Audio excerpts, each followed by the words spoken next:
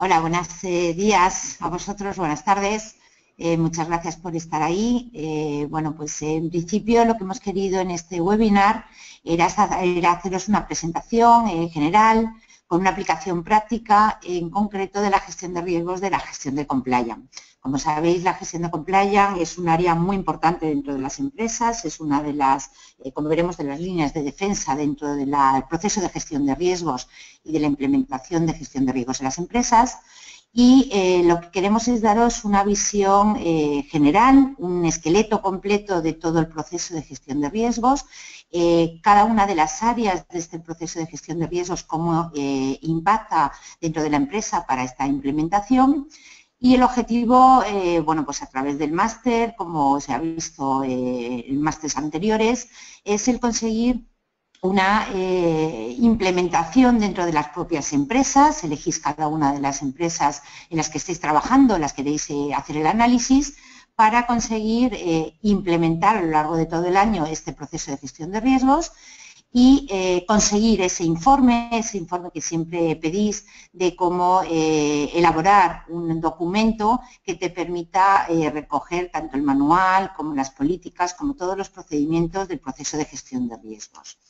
Para ello, lo que vamos a hacer es, bueno, pues vamos a establecer esa base previa del control interno, en el cual, como sabéis, el control interno es, esperad que esto pasa más deprisa, el control interno es un proceso.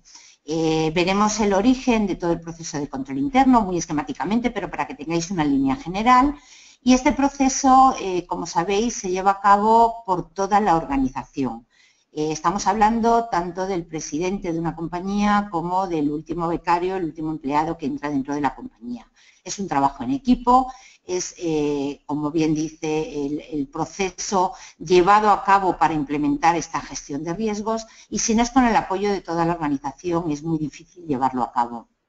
¿Cómo conseguimos, que es la pregunta que siempre hacéis, convencer a la alta dirección de esta necesidad, de este valor añadido que ofrece la gestión de riesgos? Pues básicamente se consigue porque proporciona esa garantía razonable, esa consecución de esos objetivos estratégicos por parte del Consejo de Administración, por parte de la alta dirección, para que, llevado a cabo, podamos tener un cierto nivel de control. Por lo menos conocer cuál es el control interno que tiene la organización con respecto a todos los riesgos. Siempre planteáis, ahora vamos a analizar la parte de compliance, pero que sepáis que el proceso de gestión de riesgos lleva todos los riesgos, análisis y evaluación, tanto cualitativa como cuantitativa, de todos los riesgos de la organización, tanto riesgos financieros como riesgos estratégicos, reputacionales, legales. ¿Por qué? Porque de alguna forma vemos que todos los riesgos somos partícipe de ellos. Cualquier decisión, cualquier actividad que realizamos dentro de la empresa implica un riesgo para la empresa, y lo único que, bueno, pues que tenemos que tener control sobre ellos, tenemos que saber cómo están controlados, y estos objetivos estratégicos de la empresa fundamentalmente los vamos a ver relacionados con la parte operacional, con la parte de reporte tanto financiero como no financiero, que es uno de los temas fundamentales que trata el marco POSO 2013, como veremos ahora, y por lo tanto ya no es solamente la parte financiera, la parte de esa auditoría que siempre conocíamos, sino la parte tanto financiero como no financiero. Y fundamental, y lo repetiré hasta la saciedad, la parte de cumplimiento normativo, esta parte de compliance que vamos a darle importancia hoy en esta webinar, porque si no cumplimos con la normativa, muchos de los riesgos, por mucho control que queramos poner dentro de las empresas, se nos va por la parte de incumplimiento normativo, y tenemos que saber cuáles son. Para ello he querido prepararos un esquema que recoge el proceso íntegro de la gestión de riesgos dentro de las empresas. Si veis en la pantalla, vemos en el núcleo central la gestión de riesgos, este proceso que queremos elaborar dentro de nuestras empresas, y está arropado de la cultura de riesgos y el gobierno corporativo. ¿Por qué? Pues justamente lo estábamos comentando. Si no tenemos el apoyo de alta dirección, es muy difícil implementar un sistema eficaz de riesgos dentro de la empresa. Necesitamos ese apoyo, esa valoración, esa evaluación del valor añadido que le vamos a aportar y, sobre todo, la parte positiva de implementar esta gestión de riesgos para esa garantía razonable que comentábamos. Teniendo esa cultura de riesgos y ese gobierno corporativo como apoyo y como arrope dentro de la gestión de riesgos, aunque no os veo, pero es fácil deducir que la primera burbuja por la cual empezamos a trabajar es la que figura como apetito al riesgo, tolerancia y límites. ¿Por qué? Porque para empezar un proceso de gestión de riesgos es fundamental conocer los objetivos estratégicos. Es como si tuviéramos que cumplir unos objetivos por el trabajo realizado en la empresa y a final de año nos transmiten que no hemos cumplido los objetivos, pero si no los hemos tenido es muy difícil de cumplirlos. En gestión de riesgos nos pasa exactamente igual. Para poder cumplir con el proceso de gestión de riesgos tenemos que conocer cuáles son los objetivos estratégicos de la empresa, cuáles son esas políticas, esos procedimientos que vamos a llevar a través de manuales, que vamos a elaborar estos manuales con todos esos planteamientos que nos hace la alta dirección, como los objetivos que quiere, tanto con rentabilidad, como con resultados, como con ratios comparativos, como con análisis de la competencia, con situaciones normativas, cumplimiento normativo, y es la primera base sobre la cual empezamos a trabajar. Una vez que tenemos esos objetivos estratégicos, ese apetito, tolerancia y capacidad o límite ya establecidos, empezamos a identificar los riesgos. Como hemos comentado, la identificación va a ser de todos los riesgos de la organización, legales, reputacionales, estratégicos, operacionales, financieros, pero vamos a analizarlos a través de los dueños de los riesgos, que en el fondo vamos a ser todos los empleados de la organización como dueños de cada uno de los riesgos. Tenemos dos posibilidades, o bien hacerlos a través de riesgos que nosotros por nuestra actividad podemos conocer y le transmitimos a la gerente de riesgos, como veremos en el organigrama, o bien podemos tener un desplegable de todos los posibles riesgos, porque en teoría los conocemos y sabemos cuáles son, y por lo tanto vamos a asignar o vamos a identificar cuáles de esos riesgos son los que afectan a la actividad que estamos realizando. Una vez que tengamos los riesgos, lo que hacemos es evaluar tanto cualitativa como cuantitativamente. Tenemos a través de la norma 31010, la ISO 31010, que es una norma no certificable, pero sí una guía de implementación, 31 técnicas de evaluación de riesgos que nos van a decir cuáles son válidas para identificar, cuáles son válidas para cuantificar, cuáles nos dan un resultado económico, cuáles son las que tenemos que trabajar combinadas, tanto por apoyo como por búsqueda, como análisis de escenarios. Tenemos 31 para poder trabajar a lo largo de ello y vamos a analizarlas todas. Una vez que ya evaluamos cualitativa y cuantitativamente los riesgos, vamos a obtener este riesgo inherente, que es el riesgo que tenemos por la propia actividad, independientemente de la actividad que realicemos en cada una de las empresas, cada una tiene una actividad distinta, y lo que vamos a analizar es qué controles tiene la empresa. Vamos a encontrarnos con controles manuales, controles mecanizados, vamos a tener controles preventivos, detectivos, correctivos. Cada uno de los riesgos vamos a asignarle qué controles son los que tenemos, tanto los que tenemos actualmente como los que podemos llegar a tener, porque la propia gestión de riesgos nos va a permitir identificar o incorporar dentro de la empresa una serie de controles que incluso no teníamos previamente. Con estos controles lo que nos va a permitir es obtener un primer riesgo residual. El riesgo residual, que es el riesgo después de los controles, es lo que nos permite analizar si estos controles que tenemos son realmente efectivos, se están aplicando, están documentados. Vamos a ponderar a través de distintas técnicas cuál es la cuantificación o esa valoración y evaluación que vamos a hacer de los controles para poder saber en qué nivel estamos, cuánto de controlado tenemos la empresa. Con este riesgo residual, automáticamente elaboramos informes, hacemos comunicación, tanto comunicación interna como externa. Toda la organización tiene que tener información de todo lo que estamos elaborando. ¿Por qué? Porque esto va a permitir fundamentalmente la toma de decisiones. Vamos a conseguir que la alta dirección, el Consejo de Administración, tome decisiones sabiendo cuáles son los resultados que se obtendrían o el nivel de control que vamos a obtener con esa decisión que hayan tomado. Es mucho más fácil para el Consejo de Administración tomar decisiones sabiendo cuáles son las consecuencias de esa medida. Todos sabemos que muchas veces se están tomando decisiones a ciegas sin saber realmente cuáles son las consecuencias si no las encontramos a posteriori. Bueno, pues lo que vamos a hacer es una situación a priori. Voy a poder facilitar al Consejo de Administración cuál es la consecuencia o el resultado de esa toma de decisiones, porque mi propia matriz y mi propia gestión del riesgo me va a permitir dar a conocer ese resultado antes incluso de que se tome esa decisión. La siguiente burbuja, como veis, es una de las más importantes porque es la parte de supervisión. Vamos a vincular esos objetivos estratégicos que teníamos en un primer momento para empezar a trabajar con el resultado obtenido. De tal forma que si el objetivo contrastado con el resultado no son coherentes, no cumplen ese objetivo, tenemos dos posibilidades, o bien cambiar el resultado o bien cambiar los objetivos. El objetivo estratégico va a ser dinámico, vamos a ayudar a la alta dirección a la toma definitiva o modificación en cualquier momento del objetivo estratégico, porque muchas veces la toma de decisiones son muy estrictas y cuando tenemos el resultado vemos que hay más posibilidades de las que nos han planteado. Vamos a dar la posibilidad de poder modificar esos objetivos y adaptarlos a las necesidades y a las políticas establecidas por la propia empresa. Y la última burbuja que os indico es una muy importante, sobre todo los que tengáis por regulación obligación de implementar la gestión de riesgos.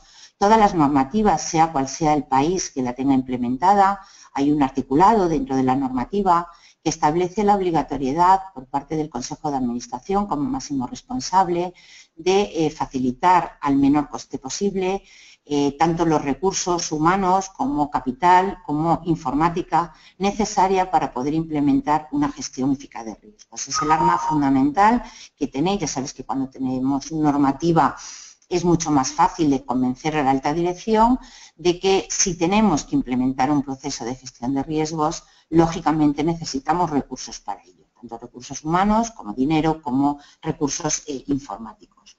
Por eso este gráfico representa ese esqueleto, ese esquema global de todo el proceso que vamos a hacer a lo largo de un año para que podáis implementar ese proceso de gestión de riesgos en las empresas en las que estéis trabajando o en consultoría en las empresas con las cuales quiero trabajar para los clientes o los brokers a través de la gestión de riesgos para un buen aseguramiento a través de las pólizas. Da cabida a cualquier persona que esté relacionada con el sector tanto de riesgos como de seguros para poder implementar una buena gestión. Para ello, en esta transparencia he querido plantearos cuál es la estructura organizativa dentro de la empresa. Todas las empresas tenemos un organigrama, pero el organigrama de gestión de riesgos nos lleva a delimitar fundamentalmente tres líneas de defensa. Como veis, tenemos en cabeza el Consejo de Administración como máximo responsable, el comité de auditoría, que en muchas empresas por el principio de proporcionalidad puede ser comité de auditoría, de compliance, de gestión de riesgos en conjunto, siempre a través de informes separados, pero con un trabajo en equipo de toda la organización. Tenemos un siguiente nivel de alta dirección, tenemos muchos directivos dentro de la empresa que forman parte de nuestra unidad de riesgos, que participan desde el primer momento en el proceso de gestión de riesgos, aunque no estén dentro del comité, pero sí que forman parte importante porque el gerente de riesgos es imposible que conozca todos los riesgos y todas las incidencias que puede ocasionar en una empresa y necesita ese trabajo en equipo. Si ves la primera línea de defensa, somos todos. Es toda la organización, sea la categoría que sea, tenga el nivel que tenga dentro de la organización, que nos permiten ejecutar esta gestión operativa, esa actividad dentro de la propia organización y a la vez comunicar cuál es el control interno dentro de ese mismo riesgo inherente, pero el control interno que ahora mismo tenemos dentro de la organización, cómo de controlada la tenemos. Si hacemos una primera matriz, un primer análisis de riesgos, aunque nos salga muy mal el resultado, no hay problema porque lo que vamos es a poder detectar qué controles hay, cuáles son los efectivos, cuáles no y cómo poder solucionarlo.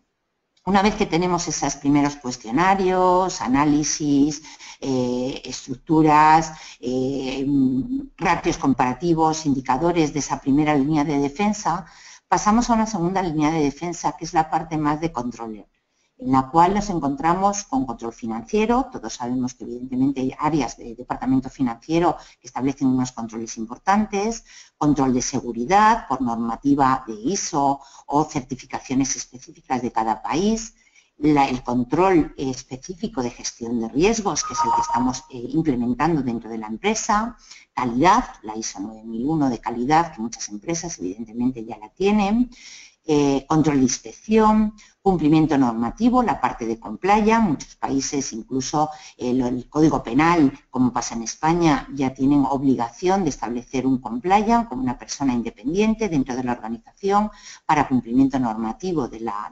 organización. Responsabilidad social corporativa. Si veis las memorias de responsabilidad social corporativa de muchas empresas que están publicadas a través de las páginas de web, vemos el apartado específico de control interno, control de riesgos, que exige la propia normativa, y por lo tanto tenemos un riesgo residual tras pasar por los controles de segunda línea de defensa dentro de la organización.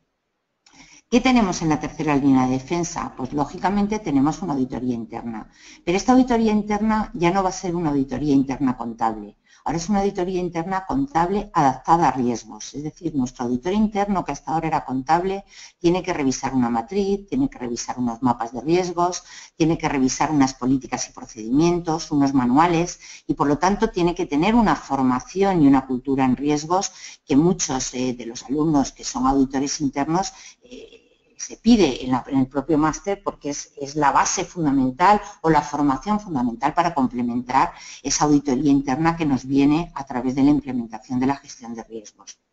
Todo esto nos lleva a, lógicamente, pasar posteriormente por una auditoría externa, y cuando tenemos empresas que están obligadas, como pasa con el sector asegurador, el sector financiero, las empresas que cotizan en bolsa, administraciones públicas en muchos países, tenemos un regulador que es el que va a contrastar y a supervisar todo el trabajo realizado en la gestión de riesgos.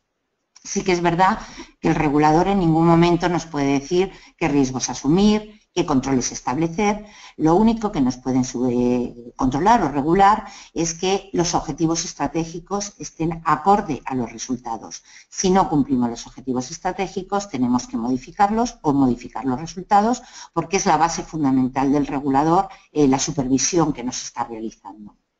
Ya con ello pasamos a cuál sería la estructura. Primero os he querido poner la estructura o el organigrama específico del sistema de gestión de compliance. Como os he dicho, compliance no es solamente cumplimiento legal, sino que es cumplimiento normativo, en el cual vamos a establecer, lógicamente, como datos de entrada, unos riesgos internos, riesgos externos, esos objetivos estratégicos de compliance específicos y que tenemos que tener elaborados por el Consejo de Administración. Les vamos a ayudar a hacerlos, le vamos a dar las bases necesarias para ello, pero que tenemos que, lógicamente, tenerlo.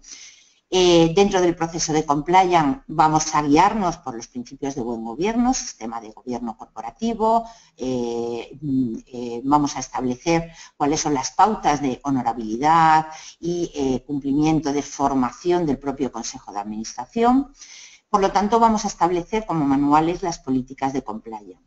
En el proceso, como compromiso, como parte central, núcleo central, es el compromiso de alta dirección.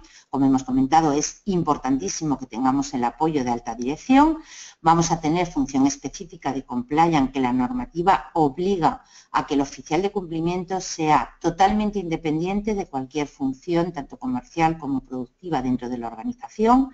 Vamos a asignarle responsabilidades, obligaciones y derechos dentro del compliance y, lógicamente, funciones de apoyo, porque pasa como el gerente de riesgos. No puede conocer a toda la organización y para poder elaborar su trabajo necesita tener esa unidad de riesgo, esas responsables y especialistas que nos van a dar apoyo para poder elaborar esta gestión de riesgos.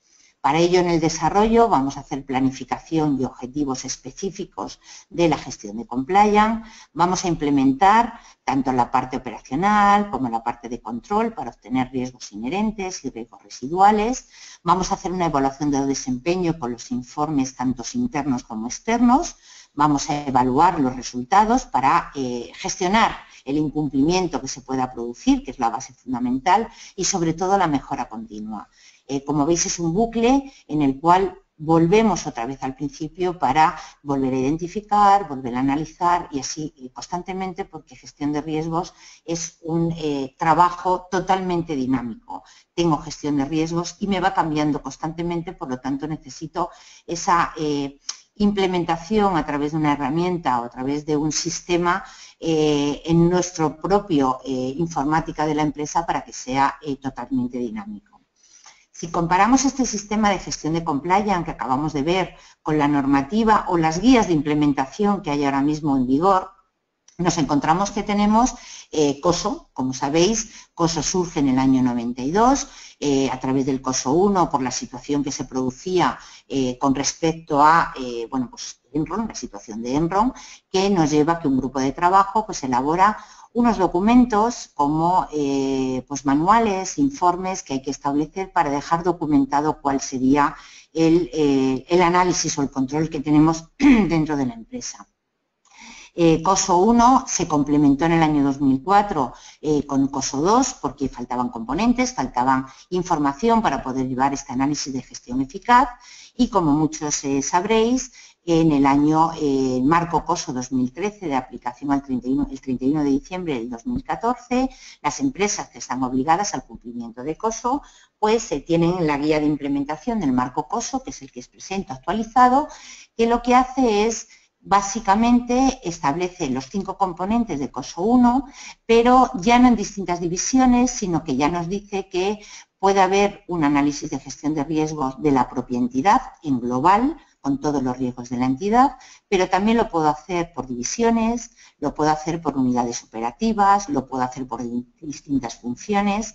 ¿Qué quiere decir? Que la matriz que yo obtenga y el análisis que obtenga del control de riesgos lo puedo llevar al límite o al nivel que yo quiera. Me permite hacerlo para riesgo operacional específicamente, por departamentos, por procesos, por áreas. Puedo llevarlo a cualquier nivel que yo quiera dentro de la organización. Otro de los cambios fundamentales con respecto al COSO inicial era el reporting. En el COSO 1, reporting era puramente reporting financiero y ahora ya en el COSO 2013, marco COSO 2013, establece reporting tanto financiero como no financiero. Vamos a tener riesgos estratégicos, vamos a tener riesgos reputacionales que en un primer momento no le daban tanta importancia. Como comentaba al principio, por la garantía razonable que hablábamos del proceso, los objetivos siempre van a ir en línea de objetivos operacionales, objetivos de reporting y objetivos de cumplimiento normativo fundamentalmente. Cada uno de estos 5 componentes, como veis, tienen 17 principios repartidos en los 5 componentes, en los cuales en el primero de entorno de control vamos a ver toda la situación de qué es la empresa, cuáles son los objetivos, cuál es la responsabilidad, qué es lo que queremos mantener como control interno dentro de la organización, esa parte de objetivos estratégicos que buscábamos como primera procedimiento para poder trabajar. En el segundo componente de evaluación de riesgos se incorpora ya los que faltaban en el COSO 1, que se incorporaban en el COSO 2004 y COSO 2, y ya tenemos objetivos relevantes, identificación de los riesgos, evaluación tanto cualitativa como cuantitativa, incorpora un componente importantísimo para las empresas, que es la gestión de riesgos de fraude. Vamos a ver fraude interno, fraude externo, y toda la identificación y evaluación de una forma rápida y directa de los cambios más importantes que se pueden producir en la empresa. Muchas empresas, cuando están haciendo una due diligence para una compra-venta en fusiones y adquisiciones, están utilizando la gestión de riesgos para poder evaluar y cuantificar cuál es el control que tendrían antes y después de esa compra de compañía. Las actividades de control, como os digo, vamos a tener o analizar todas las actividades de control. Hay 2 técnicas específicas, la pajarita y LOPA, que nos van a permitir cuantificar y evaluar estos controles y vamos a poder elaborar ese manual de políticas y procedimientos, tanto de compliance como de gestión de riesgos. La parte de información y comunicación, como os comentaba, ya los reportes son financieros y no financieros. Vamos a trasladar qué es lo que comunicamos, cuál es la información más relevante, qué es lo que hacemos público para que sepa el exterior, tanto en responsabilidad social corporativa como en las propias memorias de las empresas y, por supuesto, toda la información que tenemos que comunicar dentro de la empresa a toda la organización. Y por último, la parte de actividades de monitorización o de supervisión, vamos a realizar evaluaciones continuas, tanto individuales como consolidadas, y vamos a evaluar esas deficiencias que nos encontramos, tanto con la tercera línea de defensa de auditoría interna como la propia del auditor externo y, por supuesto, las que nos comunique el propio supervisor a la hora de regular o a la hora de supervisar esta gestión de riesgos que estamos elaborando. Este marco, este COSO, como sabéis, es una normativa americana y dentro de la normativa europea, ahora mismo tenemos la ISO 31000, se publicó en el año 2009, la tradujimos en castellano, en español, en el año 2011, de tal forma que si vemos es un esquema diferente, pero cuando vemos el contenido es exactamente igual que lo que hemos visto en Compliance o lo que hemos visto en COSO. Tenemos unos principios, en este caso 11 principios, que encajan con toda esa estructura que tenemos dentro de la organización y que coordinan perfectamente con las normativas que nos obligan a la implementación de la gestión de riesgos. Tenemos una estructura que, como volvemos a ver, tenemos una primera apartado en el cual hay un compromiso y un apoyo por parte de alta dirección. Cuando tenemos ese apoyo, automáticamente tenemos el diseño de esa estructura de soporte, la implementación de la gestión de riesgos, ese seguimiento y revisión de la estructura y, por lo tanto, una mejora continua. ¿Qué vamos a hacer con esto? Vamos a hacer un organigrama específico de gestión de riesgos. Tenemos nuestro organigrama de la empresa con un comité de administración de riesgos, crearemos ese comité, crearemos la unidad de riesgos, pondremos responsables de cada una de las funciones clave dentro de la organización y, por lo tanto, conformaremos la estructura de la gestión de riesgos para automáticamente en la parte del proceso, veis es otro esquema distinto, pero que recoge exactamente lo mismo. Establecemos el contexto con todos los objetivos y todo el entorno dentro de lo que es la organización. En la parte de apreciación de riesgos vamos a identificar los riesgos, analizando cada uno de ellos cuáles son los riesgos más importantes de nuestra organización, los más representativos. Vamos a evaluar cualitativa y cuantitativamente la parte de evaluación de riesgos para automáticamente proceder a tratar los riesgos. ¿Cómo vamos a tratarlos? Pues en la toma de decisiones vamos a transmitir al Consejo de Administración cuál sería el análisis coste-beneficio de eliminar el riesgo, reducir el riesgo, aceptarlo o transferirlo. Mi recomendación siempre es que cada uno de los riesgos dar esas 4 opciones para que desde alta dirección puedan tomar unas decisiones sabiendo el análisis coste-beneficio de cada una de las 4 opciones. Automáticamente comunicamos, establecemos consultas, seguimiento y revisión y volvemos a tener un bucle porque el proceso de gestión de riesgos es un proceso totalmente dinámico. ¿Qué es lo que nos lleva en esto? Bueno, pues básicamente lo que vamos a hacer es una especie de balanza. Vamos a analizar todos los riesgos, imaginaros que tenemos riesgos financieros, legales, operacionales, estratégicos, reputacionales, y vamos a analizarlo con esos objetivos, esa parte de supervisión que decíamos que es fundamental. Esa tercera línea de defensa, el auditor interno, es el primero por parte nuestra como segunda línea de defensa, pero por parte del auditor interno como la tercera, va a contrastar, va a supervisar que esos objetivos estratégicos relacionados con las operaciones, con los reportes y con el cumplimiento, están totalmente en equilibrio con los riesgos de la empresa. Vamos a tener muchísimos riesgos, pero vamos a analizar cuáles son los riesgos específicos para nuestra organización. ¿Por qué? Porque, lógicamente, necesitamos conocer cuáles son los riesgos que afectarían a nuestra empresa. ¿Cómo lo vamos a hacer? Bueno, pues lo vamos a hacer a través de mapas de riesgos, a través de matriz de riesgos, para tener un resultado que es lo que queremos llevar a cabo. ¿Cómo hacemos este mapa de riesgos? Fundamentalmente, y lo habéis visto y seguro que muchos lo habéis trabajado con todas las normativas ISO, vamos a analizar cuál es la probabilidad de que ocurra ese riesgo dentro de nuestra organización.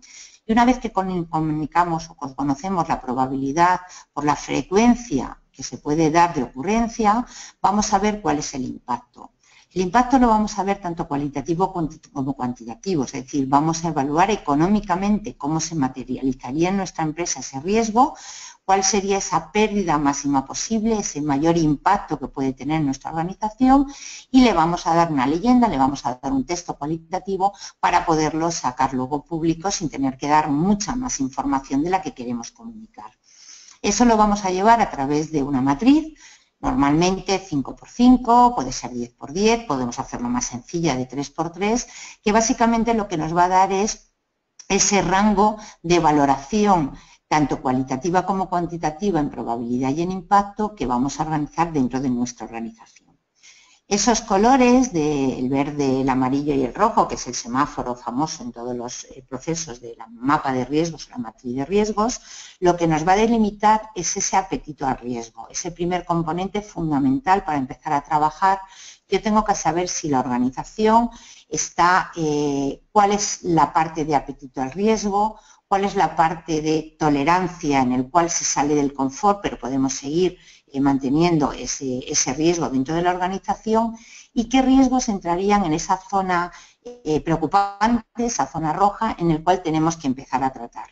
De tal forma que, en este caso concreto, y es un caso inventado, pero si viéramos esta representación del mapa de calor, nos estaría reflejando que esta empresa es una empresa muy arriesgada. ¿Por qué? Porque tiene una zona verde de apetito a riesgo bastante amplia, una zona de tolerancia en el cual abarca bastante parte del área de esta matriz de riesgos, y en cambio en la zona roja es una zona en la cual, bueno, pues excepto los riesgos que caigan en esa zona con unas probabilidades y unos impactos muy elevados, yo no tengo por qué empezar bueno, pues a tomar medidas o a tener que cambiar esos objetivos estratégicos.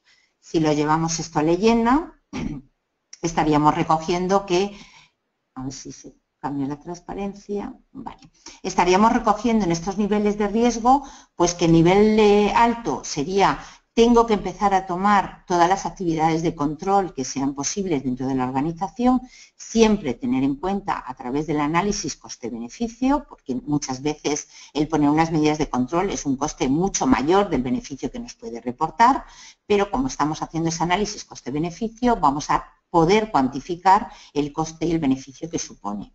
En el rango amarillo, en el rango medio, en el cual estoy en tolerancia al riesgo, sí que voy a hacer evaluación y supervisión de controles, pero solamente controles clave, controles relevantes, en el cual, bueno, pues no voy a permitir que se me vaya a una zona en la cual no sea una zona de confort, pero estableciendo controles puedo mejorar y pasar a ese nivel bajo en el cual no necesitamos realizar actividades de control porque es el día a día, es un riesgo del día a día de nuestra propia actividad y por lo tanto podemos vivir tranquilamente con ese confort en este nivel.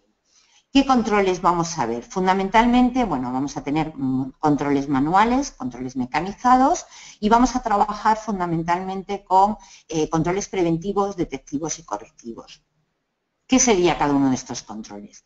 Controles preventivos son esos controles que nosotros vamos a poner para anticiparnos a lo que vaya a ocurrir. Sabemos que tanto por experiencia propia como por experiencia del sector en el que trabajamos se producen esos riesgos y vamos a poner medidas o parapetos necesarios para que eso no ocurra. Es la función fundamental en esa primera línea de defensa en el que cada trabajador dentro de la empresa sabe que tiene que poner las medidas necesarias y establecidas por la empresa para que no ocurran esos riesgos o por lo menos intentar que eso ocurra. Ahora mismo en España, con el tema del Código Penal, tenemos una situación en la cual el Consejo de Administración, como máximo responsable, en el caso de que un empleado cometa un delito dentro de la organización, la única posibilidad de que el Consejo de Administración quede liberado de responsabilidad es que haya puesto unas medidas de control preventivas para que eso no ocurra. Si ocurre, porque al final los eventos ocurren y el empleado comete un delito, y se justifica que el Consejo de Administración ha puesto todas las medidas necesarias para que no ocurra, queda liberado de responsabilidad. Por lo tanto, tenemos a todas las empresas de España desde el 1 de julio del año 2015, en el cual tienen que establecer medidas preventivas para evitar que ocurran, en este caso, delitos cometidos por los propios empleados. ¿Cuál sería el control detectivo? El control detectivo es el que, una vez que ha ocurrido, tenemos que establecer las medidas necesarias para que no vuelva a ocurrir. Tenemos esa experiencia, no hace falta que sea nuestra propia, puede ser experiencia del sector, pero sabemos o hemos detectado que ya ocurren esos riesgos y ponemos medidas en ese momento.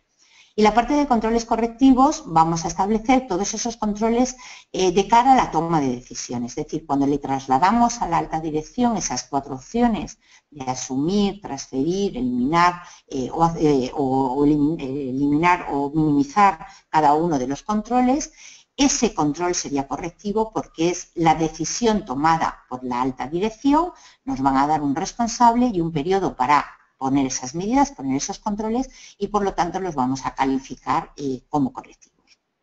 ¿Qué resultado vamos a obtener de todo este análisis, de todo este trabajo, tanto del riesgo inherente como del riesgo residual?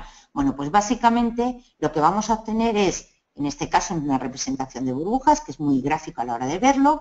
Yo he establecido una serie de riesgos para que se vea más fácil, riesgos de la naturaleza, riesgos informáticos, tecnológicos, riesgos de transporte, responsabilidad de todo tipo dentro de la empresa, riesgos personales, por los riesgos que se ocasionan sobre las personas, y políticos antisociales, como huelgas, manifestaciones o cualquier tipo de evento que se pueda producir. En este caso de esta empresa, empresa real, que no pongo el nombre, estaríamos hablando que en el riesgo inherente lo que tenemos es 2 burbujas de tamaño mayor.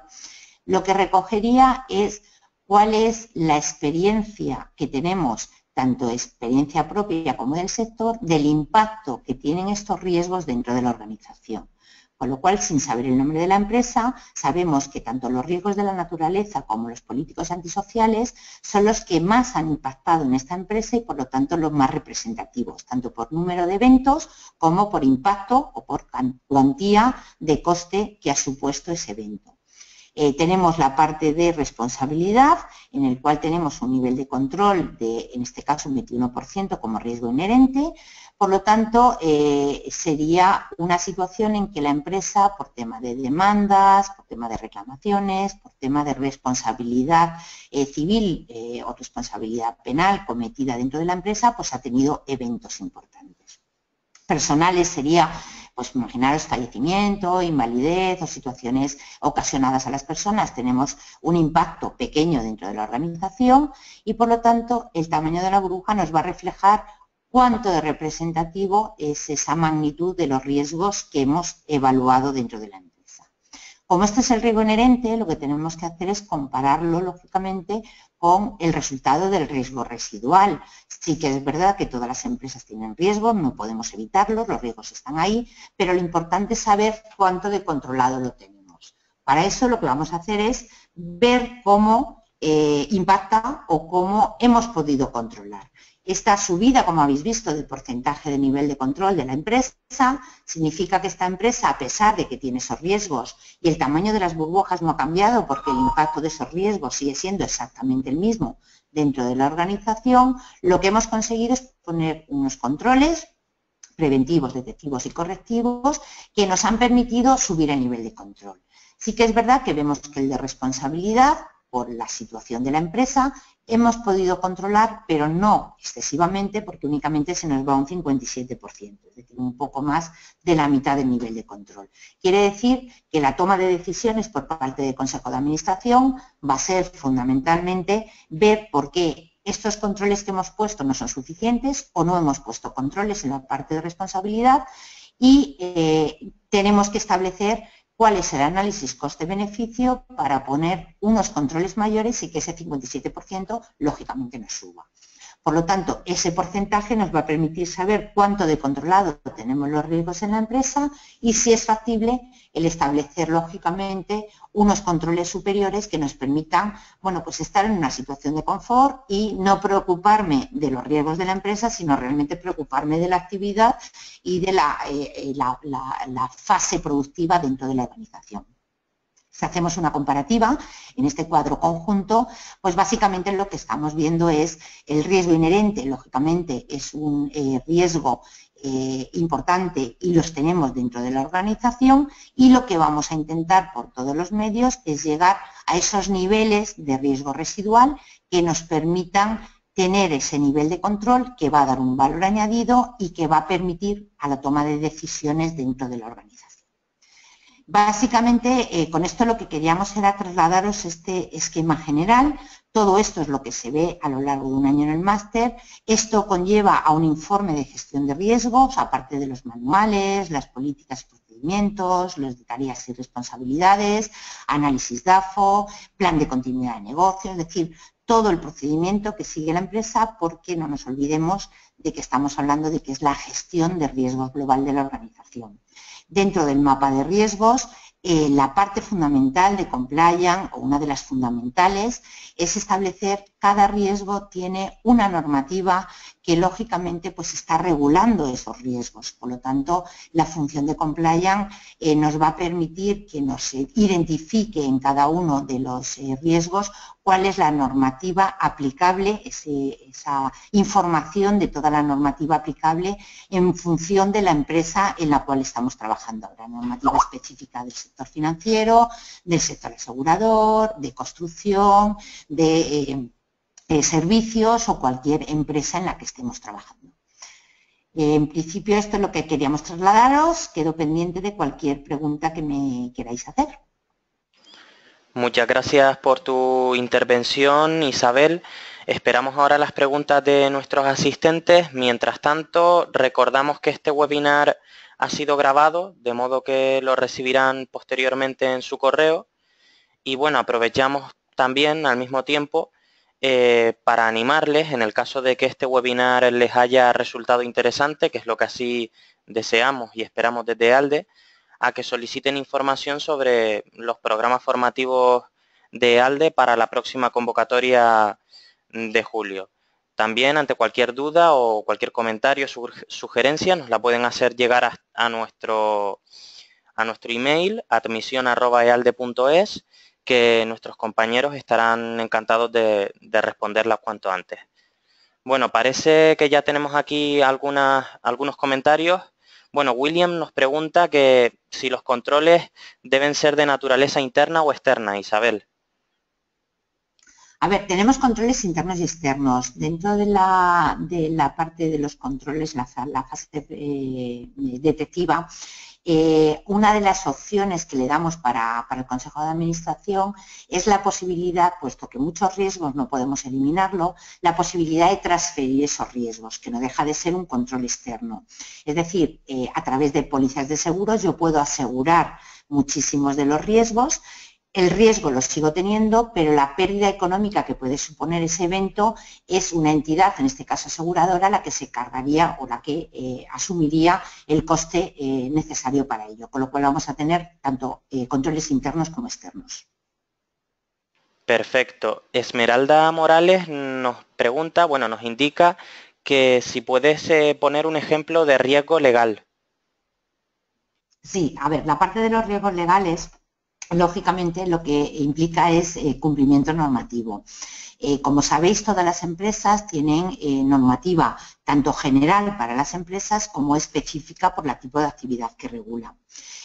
Ahora mismo, como sabéis, tenemos pues, simplemente la ISO de corrupción, que en muchos países ya he visto que ya la tenéis, de tal forma que lo que vamos a hacer es ver con respecto a la legalidad o la normativa legal que hay de cada una de las empresas, cuál es el nivel que tenemos de riesgo dentro de la empresa, como cuánto estamos expuestos y cuánto de control tenemos. Muchas veces, los auditores lo saben perfectamente, no es tanto el impacto que tiene en contabilidad el hecho de tener un riesgo por el impacto que pueda generar, como el incumplimiento que puede suponer el no aplicar la normativa correctamente. El desconocimiento de la ley no te exime de su cumplimiento y esto en gestión de riesgos es fundamental. Vale, Tatiana Ramírez, bueno, esta pregunta es con relación a nuestra maestría, no sé si se la puedes aclarar con un poco de profundidad. Nos pregunta si durante la maestría de ALDE serían considerados los marcos legales de diferentes países. Sí, a ver, como es un máster online, lógicamente tenemos alumnos de todos los países. Normalmente lo que se hace es que cuando una de las empresas, cuando estáis en el máster y estáis obligados, me mandáis la normativa específica vuestra o yo la consigo en el caso de que no la tuvierais y trabajamos específicamente para vuestra normativa. Sí que es verdad que todo el proceso, las guías de implementación son las mismas, pero lo adaptamos específicamente a lo que os pide vuestra normativa y el informe final es en base a la normativa de cada país. Vale, Ivette Paola Sánchez nos pregunta, bueno, nos indica que en la identificación de riesgos hay diferentes formas de redactarlos, ¿cuál sería la más adecuada? A ver, en principio, la clasificación que se haga para identificar los riesgos no me preocupa tanto. Sí que es verdad que cuando tenéis normativa nos guiamos en ella, pero podemos incluso clasificarlos como riesgos financieros y no financieros, si quisiéramos, por ponerlo lo más sencillo. Lo que sí que vamos a analizar, lo que sí que me preocupa más es que todos los riesgos que tenga la empresa sean los que se analizan, independientemente de la clasificación que luego hagamos. Hay muchas veces que incluso lo hacéis por procesos, vemos los riesgos en cada uno de los procesos de la organización y luego lo que hacemos es asignarles, es decir, los riesgos operacionales vienen, tanto operacionales como legales como reputacionales, vienen ya delimitados, tenemos teoría sobre ellos, pero no hace falta que lo especifiquéis como venga la teoría, sino como sea lo más fácil de entender y lo más aplicable para vuestras empresas. Vale, Arturo Cortés pregunta que cuál es la norma aplicable en América y equiparable a la norma europea 31.000. A ver, la norma americana, como hemos comentado y lo tenéis en la transparencia, es la normativa COSO. Sí que es verdad que COSO no es normativa de obligado cumplimiento, es una guía de implementación y la normativa que lo obliga es la ley Sabes-Osley. Depende del país en donde estéis, hay países en Estados Unidos, en América, que establecen incluso normativa neozelandesa, normativa británica. Me da lo mismo la que apliquéis. Vamos a utilizar la que estéis aplicando en vuestro país, con lo cual, si estamos en América y se utiliza la normativa COSO, vamos a trabajar sobre el acoso. Sí que es verdad que vais a conocer todas porque, como toda la normativa, como guía de implementación, lo que te permite no es de obligado cumplimiento y por lo tanto puedo aplicar la que mejor o la parte que mejor me ajuste a las necesidades que tengo. De hecho, muchos países que están utilizando normativa acoso están aplicando las técnicas de evaluación de la ISO 31010. De acuerdo. Ani Alvarado nos pregunta que si existe una matriz estándar para evaluar el riesgo. A ver, la matriz es el resultado de lo que estamos trabajando. Sí que es verdad que los contenidos de la matriz lo podemos hacer muy sencillo con un contenido básico o podemos ir a un contenido amplio y global.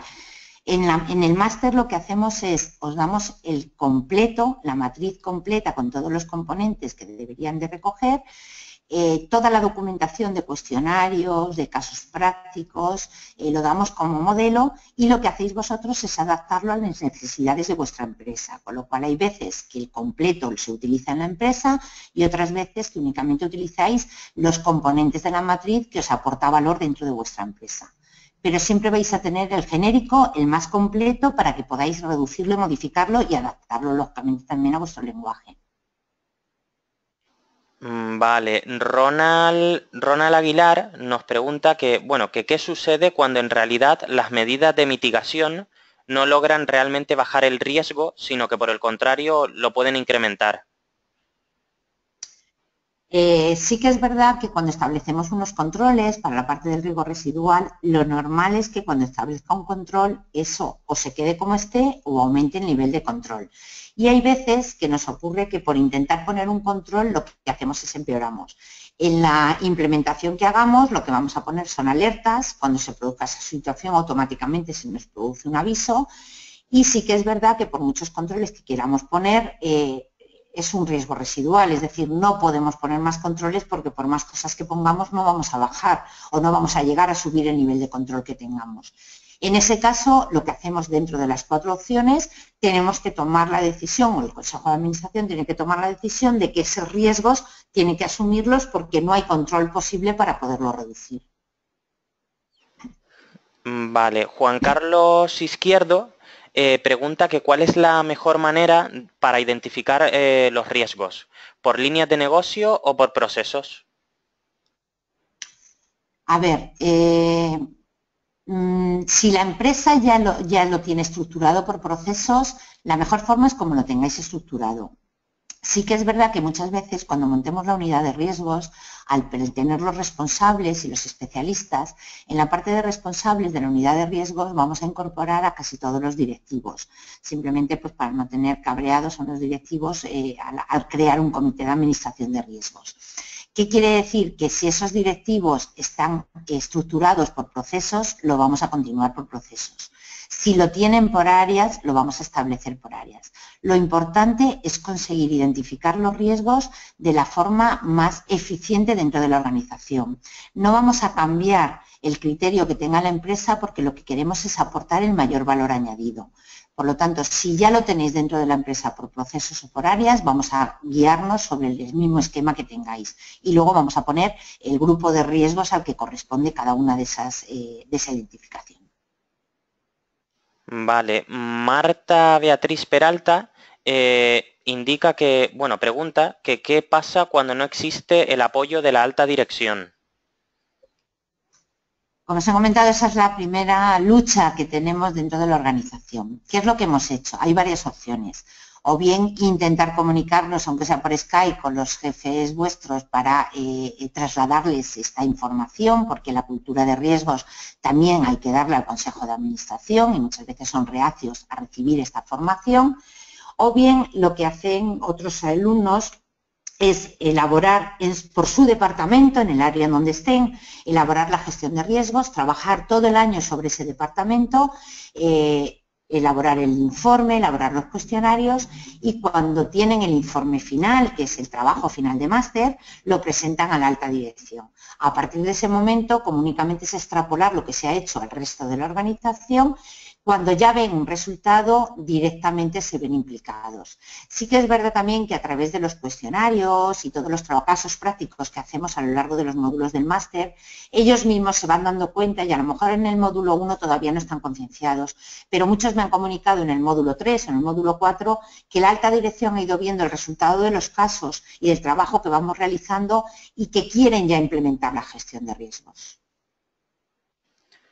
Perfecto. Y bueno, para ir cerrando y finalizando, Javier Melgarejo nos pregunta que, bueno, en el riesgo crediticio, más allá de las políticas, procedimientos y controles, que si en el máster se trabajan modelos estadísticos para establecer la probabilidad de pérdida. A ver, dentro de las técnicas de evaluación de riesgos de la ISO 31010 tenemos 3 técnicas estadísticas, que sería el modelo de Monte Carlo, Bayesiano y Markov. Sí que es verdad que están dentro de las técnicas y lo vamos a trabajar. ¿Qué es lo que pasa? Que todos estos modelos requieren una implementación de una metodología estadística actuarial.